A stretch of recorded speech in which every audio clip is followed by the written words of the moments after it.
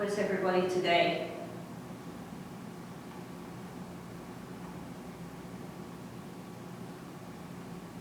I'm doing great. Good.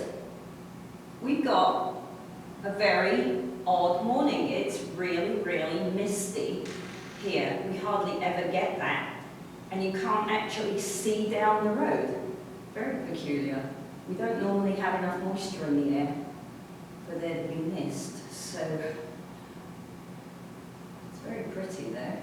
Oh, good Lord. Come on. Why are you taking supplements? Not that much.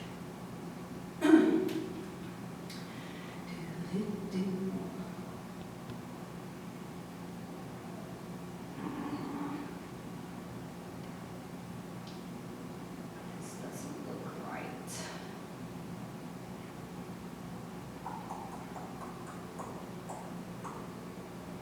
Should not be taking this long to convert.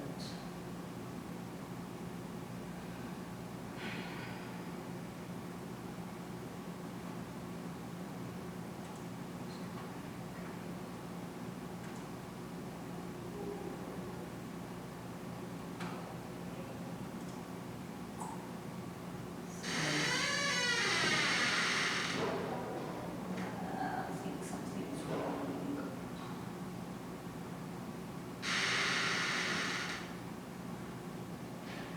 Alright, I think we can do a different one. I'm going to see if I can share the PowerPoint from the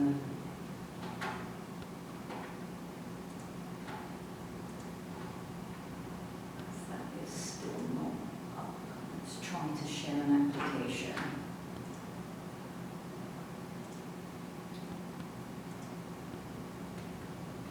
Okay. Can everybody see the PowerPoint?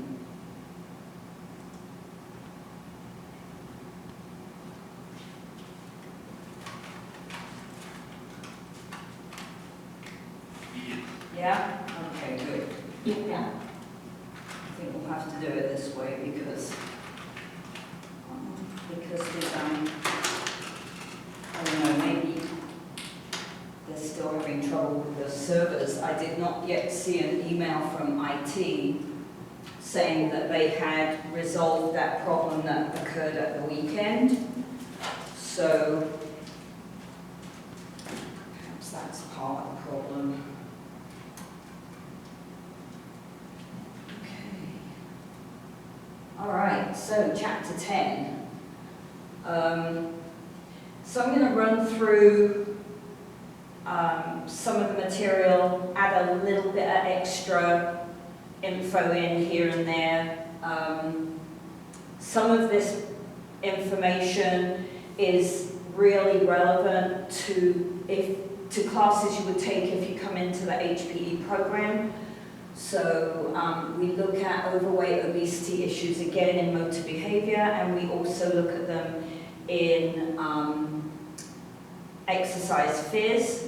And I'm not sure if Dr. Guerra talks about them in structural kinesiology. So they're going to come up quite frequently. And it is a major health problem in the States right now. So I think it's an important chapter to dig down into a little bit. Okay? So overweight and obesity represent levels of additional adipose cells or fat cells in the body. It's a really complex problem. It's very simple, and we will look at the energy balance situation. But it's very simple to say people who are overweight just eat too much or don't exercise enough. That certainly plays a factor. And for many people who are overweight, it is the primary issue for them. But it isn't the only part of the picture, right? So I want you to try to approach this with a slightly open mind. It is difficult, I think, particularly if you work hard at eating well and exercising regularly, to be empathetic to people who are overweight or obese, but try to think outside the box a little bit, okay? So we've got many other factors that play a role. We'll look at those in a little bit more detail in a minute. It is now, a few years ago, it got its category changed from, what was the previous category? Eeks brain fart. Can't remember. But the CDC actually now classify it as a disease, which is interesting because that means now that doctors at clinics and at hospitals are required to treat it, right? Whereas before, they could just shrug it off. Now that it's clinically classified, that it has to be addressed. So we're looking at right now, approximately 65% of American adults are overweight or obese. We're also looking at a huge number of children that are overweight or obese, which is more concerning to me because, you know, those children don't get much of a choice. And then once you're that overweight or obese as a child, you basically battle that for the rest of your life. You never really deal with it, according to the research. Like 60 or 70% of 8-year-olds who are overweight or obese will be overweight, obese adults. So for the majority of children in this situation, they're going to deal with the health outcomes of this for the rest of their life. So it's considered an epidemic now, that since 1980 we've seen a doubling of adults in this category and about maybe like a tripling of children and teenagers in this category now. One of the things you have to be careful of when you're reading the statistics on overweight and obesity. So, you know, statistics are really useful if they're used properly, but you can also make them say something that is a little misleading without lying, right? So what happens is that you'll see something like, oh, we're doing really well as a state because our overweight obesity rates are the same as they were 5 years ago. So whilst we haven't managed to decrease those rates, we have at least kept them stable, okay? So that's not a lie, right? The problem is when you look at those statistics, what's actually happened is that the number of overweight people within the statistic has gone down, and the number of obese people has gone up. So that means that we've stayed the same, but the ratio of overweight to obesity has changed. All right?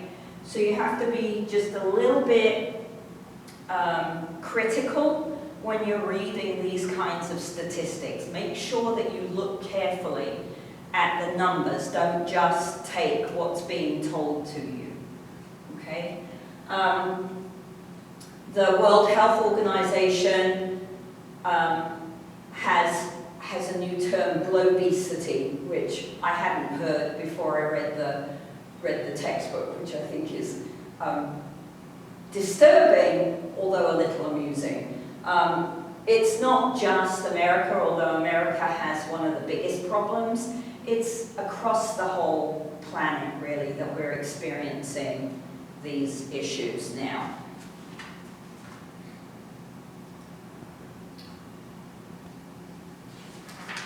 So if you look at the beginning of the chapter on page 320, they have the prevalence of obesity map from 2016.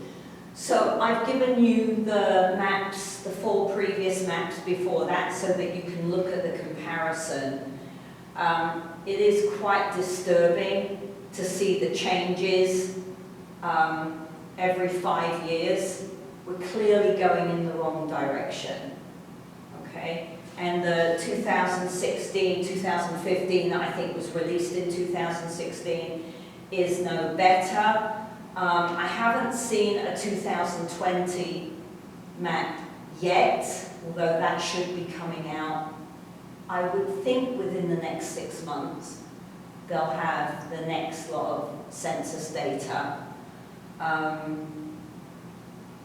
I don't expect it to be better.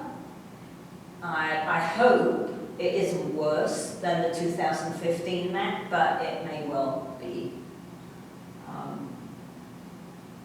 So, I don't know.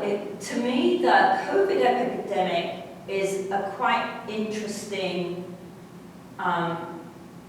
period in our lives, because initially, when we first were in lockdown, I saw a lot more people out and about taking physical activity, riding their bikes, walking, parents out with the kids on bikes. And it seemed to me that it was almost beneficial health-wise initially, right? Because people weren't allowed to go to work. The only way they could leave their house was to go out and exercise, at least in New Mexico. That was the only thing you were allowed to really leave the house for in lockdown, other than going to the supermarket. And so I saw a lot more people, at least in my neighborhood, and at the walking trail, taking physical activity. Then with the transition to businesses opening up a little bit more, I see less, but still I think more people than I used to. So it's going to be a really interesting long-term picture, I think, to see what the outcome of the pandemic will be on people's physical health. I think there's clearly data already that shows it's having quite a bad effect on many people's mental health. But I think it's going to be an interesting time for researchers over the next few years.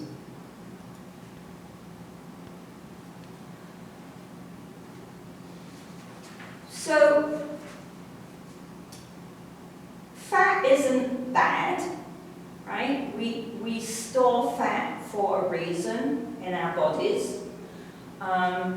You should never aim to be really low in body fat. It's a huge source of energy for the body, which is great in times of difficulty. So you may have read the story of the gentleman that went hiking. I can't remember which wilderness area it was, but he went hiking, he hurt his ankle, and he was stuck there for 2 weeks before he was found, right? If we didn't have some body fat, it would be very difficult to make it through 2 weeks without, I mean, he was really unwell by the time they found him.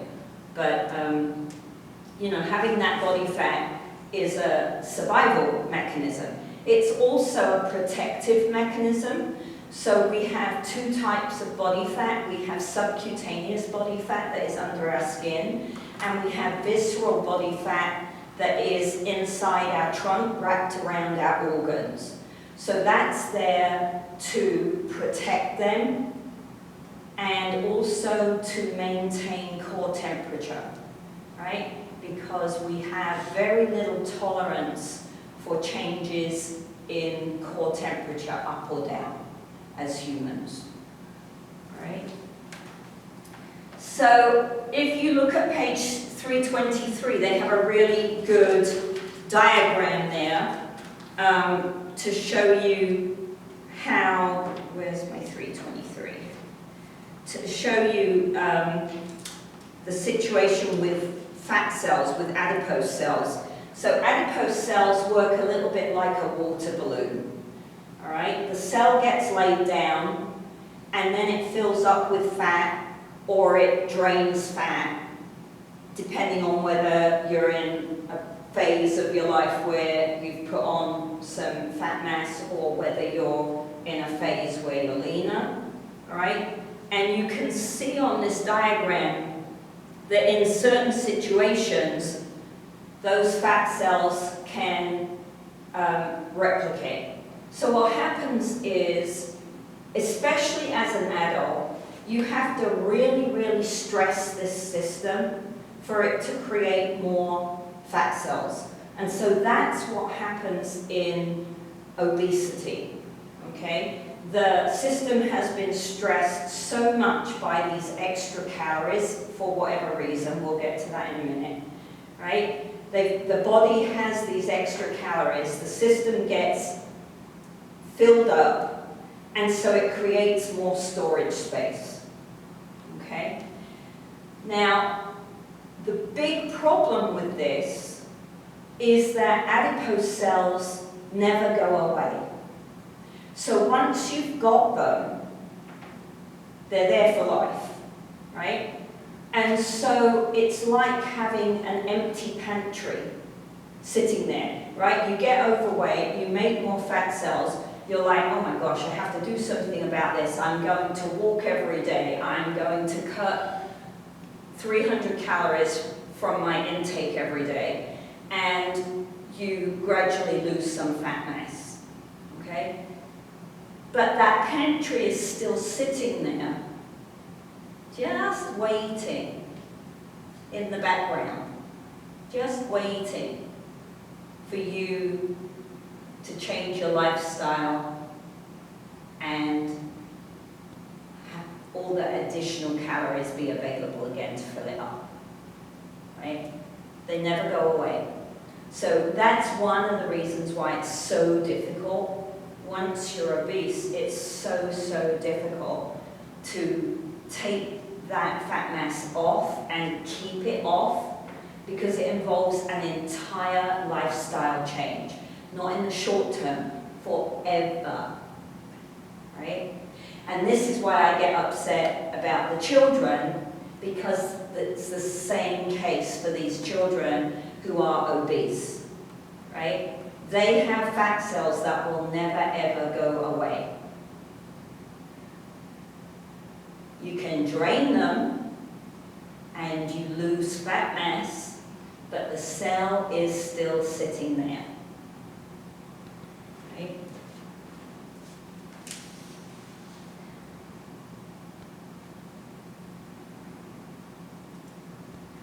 I have a question about that. Sure. Okay, so what if you get liposuction? Will that cell leave? Yeah, no, that is the only way to take fat cells away is liposuction.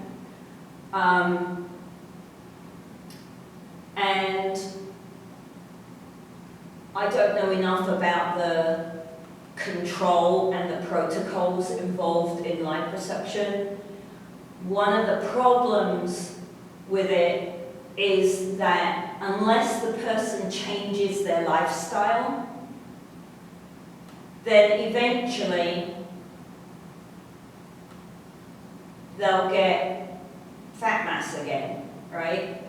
So it's not enough just to do the liposuction to take the fat cells away. You have to educate this person and support them through an entire lifestyle change. And I'm not sure how much of that goes on. I don't know enough about it, to be honest. I'm not saying it doesn't happen. But, you know, there has to be a support network for this person to completely change their life. Right? Otherwise, it's a complete waste of money and resources because it doesn't solve the problem long term. Right? It's only going to solve the problem if they don't create these extra calorie situations. Does that answer your question? Yes, I was just curious. Yeah, no, it's, as I said, it's very complicated. To my knowledge, they would not use liposuction just on anybody. I mean, you would have to be clinically unhealthy and obese for them to even consider doing it, I believe. But I don't know, with a private medical system, maybe you can pay for anything. I don't know. I don't know. I don't ever want to have that problem. I have enough other problems. That's not one I want to have to worry about. So you'll hear BMI tossed around a lot in the literature. You got to be a little bit careful about what BMI is, and they've got some tables in the chapter to show you classifications. But you have to be aware of the fact that BMI does not mean someone is fat, right? BMI is supposed to be a risk indicator, so that if you get someone whose BMI puts them into overweight or obese category, you re-evaluate that person. Because BMI is calculated purely on your height and your weight on a scale, okay? It takes no account of body composition. So when I do BMI calculations in class, we often, because of the population that I tend to have in my class, I have a lot of athletes in my classes, so we often have many of the students come out in the obese category because they're really strong. They carry a lot of muscle. Their bones are dense and heavy because they've been exercising all their life, right? And so their weight on a scale is heavy. But they're not, I mean, you can't pinch subcutaneous skin folds on them. So they're not fat, right? BMI would be inaccurate in judging them fat, but that's not what it's meant to be used for. Okay? So again, be a critical consumer of the information that you're reading, right? If someone says, oh, my BMI is 26, so I'm fat, that's not technically correct. They may be fat, but they might not be, right? So, one of the best ways of using BMI is to combine it with either a waist circumference or a waist-hip ratio, all right? And the reason for this is that this visceral fat that we have inside our trunk is much more unhealthy than subcutaneous fat because it is linked much more closely with cardiovascular diseases and type 2 diabetes. All right? It metabolizes differently and changes the way insulin works. So you end up with more blood sugar than you would metabolizing subcutaneous fat. So a waist measurement gives you an indication of visceral fat, visceral adipose cells in the trunk, right? Waist to hip ratio, I think is even better, because then if my waist is bigger than my hips, I know I'm storing visceral fat. Or I've got a swollen liver because I drink too much or some other drug abuse, right? So where you store your fat is a better indicator of risk than how fat you are, right? Now, typically, when you look at these pictures, right, this is what they call an apple shape. That apple shape is typically more common in males, okay? And it is associated with a much greater risk of serious health problems. This other one is called a pear shape, and here the weight is much lower down. It's not all around the stomach area. The weight is carried much lower down on the hips and the butt and the thighs. This is called a pear shape, and this represents typically more subcutaneous fat, and although that's not necessarily healthy, it doesn't carry the same risk factors that the visceral obesity does, okay? Does that make sense? So when you look at waist circumference, if you don't use waist-hip ratios, waist circumference, they say greater than 40 inches for males and greater than 35 inches for females would put you into this very high-risk category, right?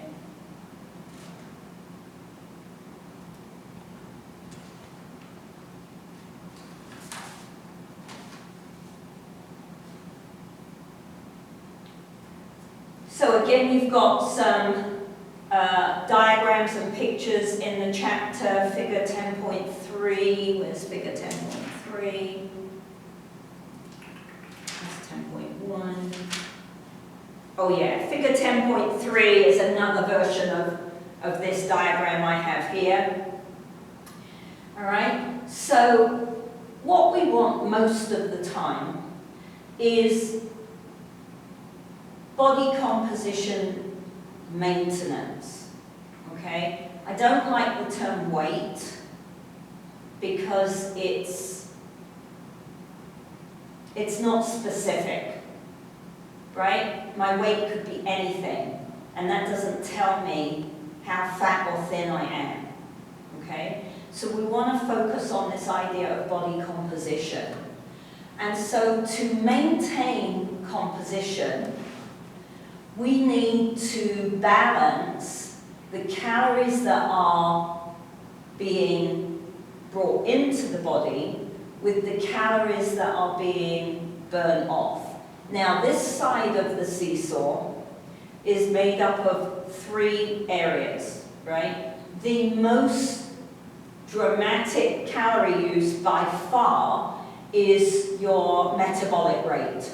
That's usually measured as a basal metabolic rate or a resting metabolic rate, okay? So how many calories do I need to do nothing at all? Because nothing at all is physical, doesn't mean nothing is going on in my body that needs calories for energy, okay? I have to keep myself warm. My heart has to keep beating. My lungs have to keep working. My brain has to have energy. My digestive system has to keep working, all right? So when you're laying down doing nothing, you still use the biggest amount of calories that we use in a day, okay? Then we add to that physical activity. So that can be exercise, it can be doing the shopping, it can be doing the housework, right? It can be brushing your teeth, Anything that involves movement adds into calories burned. And then the third piece of the pie is called the thermic effect of a meal. And you'll notice that, right, about 15 to 20 minutes after you eat something, you feel warmer. Okay? That's heat being generated by the breakdown digestion of the food that releases energy for movement, releases heat, but it takes a lot of energy to digest food. All right, so we have these three pieces of the calories going out of the body side of the seesaw. All right? So, it's not rocket science, right? If I want to lose fat mass, because typically when people say they want to lose weight, what they mean is they want to lose fat, right? You don't really want to lose muscle mass and bone mass unless you were a big strength athlete and you want to drop some muscle. But for most of us, we want to maintain muscle mass and maintain bone mass, okay? So when we say weight loss, we mean fat loss. And that's important, all right? Because it means I have to carry on exercising, right? So what I want is to increase the calories that are being spent so that I have a deficit and I'm spending more calories than I'm bringing in, all right? When we see fat gain, that occurs because I've got more calories coming into the system than I am spending on the other side of the seesaw. Okay? So 1 pound of fat is about 3,500 calories. So when you look at the fat loss seesaw, you want this deficit to be about 500 calories to 1,000 calories. So 500 calories a day deficit will give you a 1 pound loss of fat per week. A 1,000 deficit per day will give you a 2 pound loss of fat per week, right? This is a really crucial idea because we get this ridiculous stuff thrown at us all the time through the media, from the television, right, in magazines, right, in interviews with skinny people. Oh, I lost 7 pounds in a week. No, you didn't. It's impossible to lose 7 pounds of fat in a week, right? So what were the other 5 pounds? It's water, it's muscle mass, it's bone mass. None of these are good. I don't want to be dehydrated, I don't want to lose muscle mass and get weaker, and I don't want to lose bone mass and risk osteoporosis when I get older. Right? So it's really important that we understand, this is why I don't like the term weight, right? You did not lose 7 pounds. You might have lost 7 pounds on a scale, but what I want to lose is fat, and you can't lose 7 pounds of fat in a week. Okay? So it's really important to pay attention. Again, the language is important. You need to be critical consumers. You need to understand what someone is telling you and trying to manipulate you into. Right? The language counts.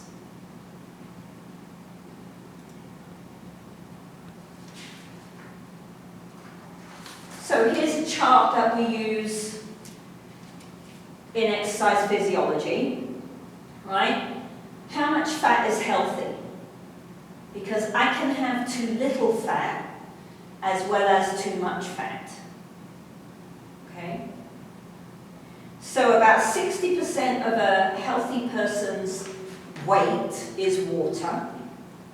About 22%, oh no, where did it go?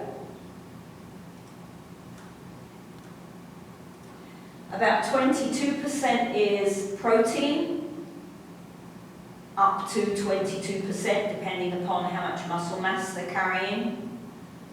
About 50% or up to 50% can be subcutaneous fat, right?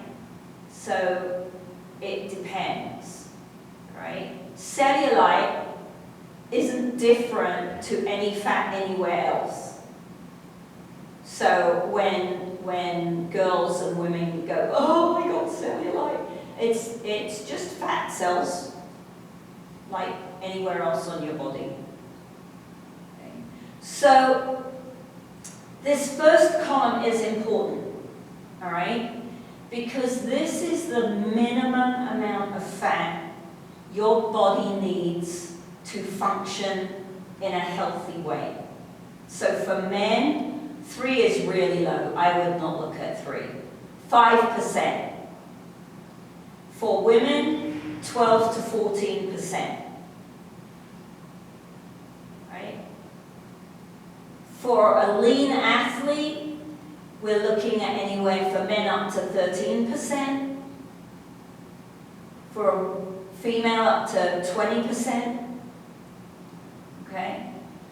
Healthy non-athletes, for men up to 17%, women up to 24%. And then we start looking at body fat percentages that are beginning to be unhealthy. All right? So anywhere from 18 to 25% body fat for a man would be considered overweight. Okay? 25 to 31% for a female is overweight. That's a bit too much body fat. Down the lower end of the continuum, you're borderline. That's not going to kill you, right? At the other end of the continuum, you need to be paying attention. What can I do with my lifestyle so that this doesn't get worse? Can I bring it down a little bit? Because the next category is obesity. Okay?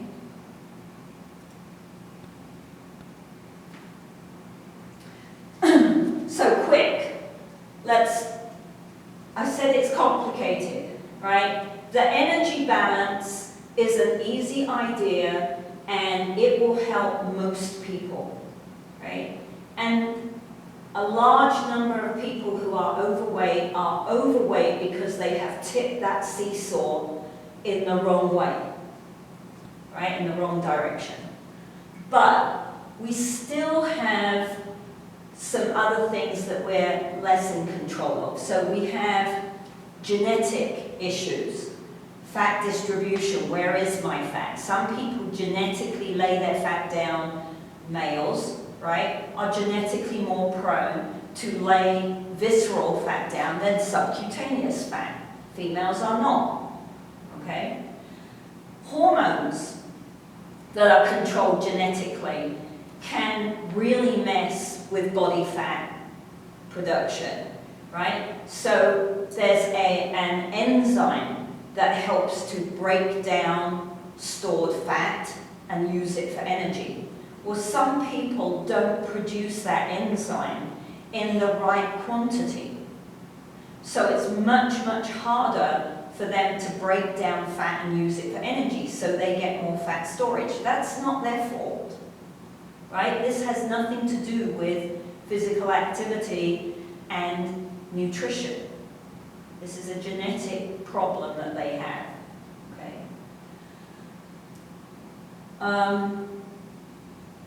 Some people have what we call thrifty metabolisms. So they are more prone to lay down fats, stored fat, than other people. That, when we evolved thousands of years ago, that was a benefit, right? That kept us alive because we didn't get to eat every day. We had to go out and kill something in order to eat. Well, that's not an easy task, right? So we didn't get to eat every day. So the people that had thrifty metabolisms who stored more fat were likely to live, right? The skinny people died, okay? We also have a theory that's really interesting, I think, and it's quite a nice idea, particularly with Thanksgiving and Christmas coming up. We have this idea that individuals have a set point for their body fat that's preset by your genetics, by your DNA, right? So what that means is, I'll use myself as the example. I'm 115 pounds, okay? So what that means is that I can go on a Thanksgiving binge and come out the other side of Thanksgiving at 118 pounds. But when I return to my normal lifestyle, I will go back to 115 pounds-ish, right? Because that's about what I am. If I am sick, so if I catch flu, and I'm really ill, and I'm in bed with a temperature, and I can't eat and I can't drink for a week, right? And I come out the other side of being sick, and I'm 110 pounds, once I'm back to my normal lifestyle, I'll go back to being 115 pounds, right? So we have this set point. Now, what happens when you are overweight or obese for a continuous amount of time, what they think happens, this is the theory, right? What they think happens is that set point gets reset at a higher level, right? So if I'm 140 pounds, which I was when I was your age, I was very overweight. I also carried a huge amount of muscle because I did a lot of weight training, but I was also very fat, right? If I'm 140 pounds for a long, long time, my set point shifts and it becomes harder and harder to get back down to the 115 pounds, right? Because the set point now isn't 115 pounds, it's 130 pounds. So I can lose 10 pounds relatively easily if I'm prepared to put the work in and get down to 130 pounds, and then I'm stuck. Okay? That's the theory. I like that theory for many reasons. I particularly like the idea that I can put on 3 pounds over Christmas and not really worry about it, because it'll come off again pretty easily. That's always nice to know. Okay? Uh-oh, I'm running out of time. I'm not going to get this finished. Other influences. So we have environmental, we have social, we have psychological factors. When you look at, and this is particularly a problem in the States, that when you go out to eat, portion sizes have dramatically increased. So if you go to Pizza Hut here in Portales and you buy a medium or a large, no, let's say you buy a medium pizza here. If you were in London, that medium pizza would be a large pizza, right? The size of your large pizzas doesn't exist in Pizza Hut in London, okay? So you have a particular problem over here that these portion sizes just keep increasing. You have things like buffets, right? You pay your money at the door and you can eat as much as you want for that money. Well, that that encourages you to overeat because you pay for it and you can, right? So I'm going to have a second and a third helping, okay? Take a box with you. Put the second and third helping in the box and then take it home and have free food for the following day. You don't have to eat it in there, right? And now I want to show you this. Some of you may have heard of this restaurant, but it's gross. It's just so gross. Let me come back here. I just quickly want to show you this because it absolutely turns my stomach. Chrome tab.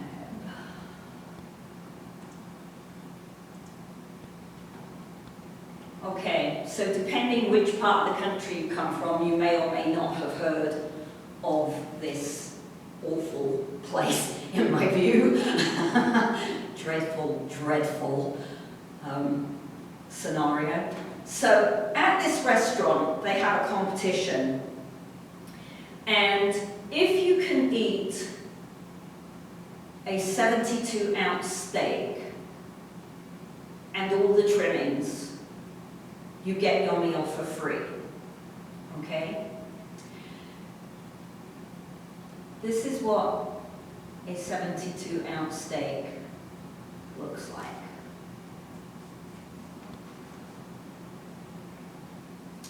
Okay?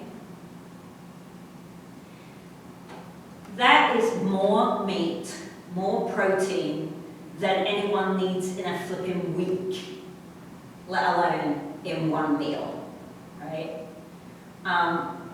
If you overeat protein, here's something you want to be aware of. If you eat more protein than you need, then you can damage your kidneys permanently because your kidneys have to deal with the molecules and things that are left when you metabolize, when you digest protein, okay? So 2% or more of your body weight is dangerous, okay? So you want to think about that. So just look at that.